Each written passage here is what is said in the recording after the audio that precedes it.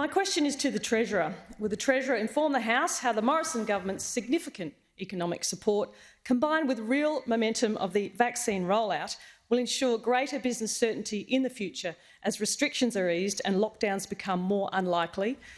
And is the Treasurer aware of any alternative policies? The Treasurer has the call. Well, thank you very much, Mr. Treasurer. Speaker, and I thank the member for Moncrief for her question, acknowledge her experience in small business before coming to this place. And indeed, there are lots of businesses in the honourable member's electorate that are doing it very tough right now, particularly in the tourism sector. That is why the Morrison government joined with the Queensland State Government in a $600 million support package for small businesses across her electorate and indeed across the wider state of Queensland. Now, Mr. Speaker, the last 18 months have been very difficult for Australians.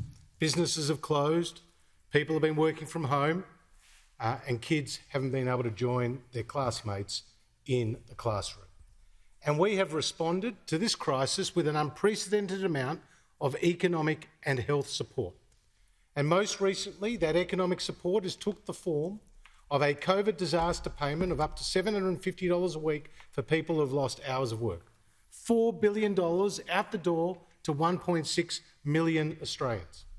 And with every state and territory, we have reached an agreement to provide business support on a 50-50 funding split.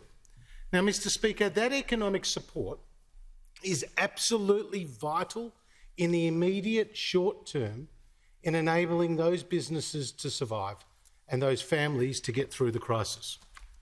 But it's not a sustainable long-term solution, government support. The only sustainable long-term solution to this crisis is that we stick to the plan agreed at National Cabinet, Mr. Speaker. 70 and 80% vaccination rates, which are now in sight. Now, the Australian people are keeping their end of the bargain. They are rolling up their sleeves in record numbers to get the jabs. 215 jabs a minute across the country.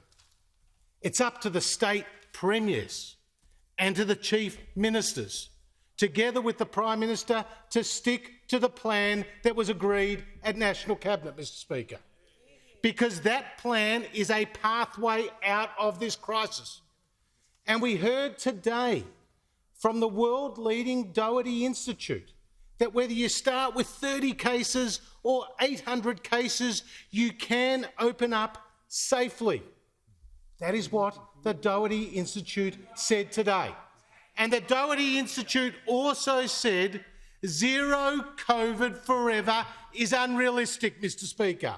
That's the conversation that the Australian people need to hear, that it's a fallacy that you can eliminate COVID.